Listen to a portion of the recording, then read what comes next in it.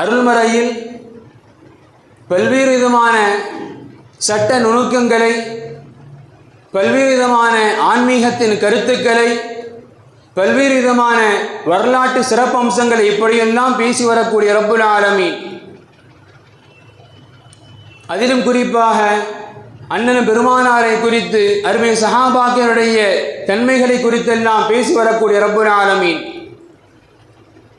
அருள்மறையில் ஒரு இடத்தில் சஹாபாக்களை குறித்து அல்லாஹ் இப்படி நமக்கு சொல்லி காட்டுவான்.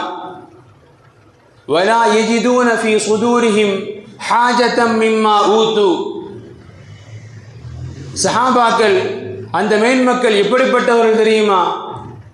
அவர்கள் வாழ்ந்த வாழ்க்கை எப்படிப்பட்ட வாழ்க்கை தெரியுமா?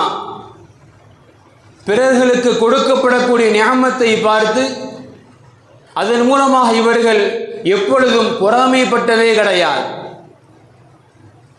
சஹாபாக்கள் எப்படிப்பட்டவங்க?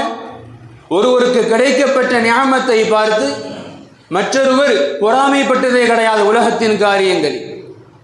அடுத்து அல்லாஹ் சொல்லுவான், وَيُؤْثِرُونَ عَلَى أَنفُسِهِمْ وَلَوْ كَانَ بِهِمْ خَصَاصَةٌ.